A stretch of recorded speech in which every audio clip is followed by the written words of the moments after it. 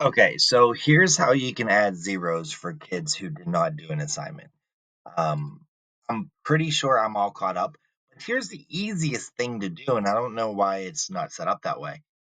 Whenever you come into your grade book, like obviously you go to courses and social studies, and you come down here and go to grades. Um, you hit this little wheel icon. It should be check mark here, automatically apply grade for missing submissions, and make that a zero. And then that way, as soon as the due date passes, everybody who hasn't done it gets a zero. All right. So as long as you're putting a due date on there, that'll work. All right. So in case that doesn't work, like obviously maybe you have assignments that are missing kids not doing it, right? Um, so we'll go. I'm gonna try to find something where I'm behind and all right, so bonus point submissions right here. Okay. So as you can see, nobody's done anything. There's a few kids who have done something. All right. Actually here, we'll do this. We'll come over here to this Ed puzzle one. All right. So this Ed puzzle, yes, this is from last week.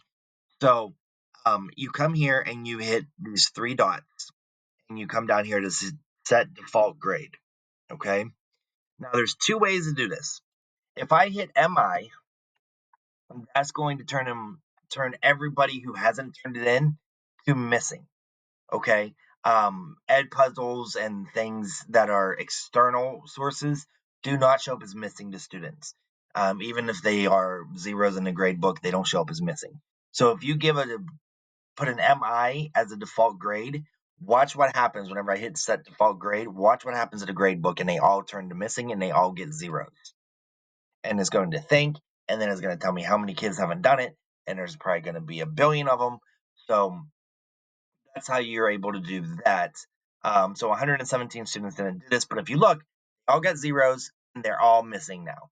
Okay, that works only if you have this check mark.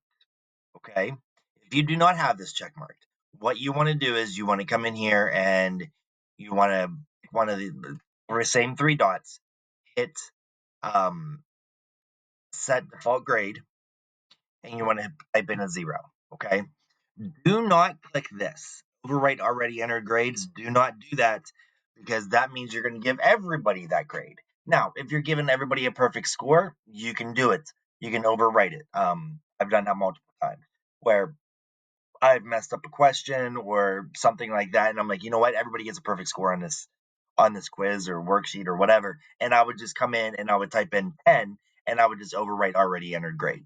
So that way, everybody in the grade book already gets a perfect score. But that's how you enter a zero.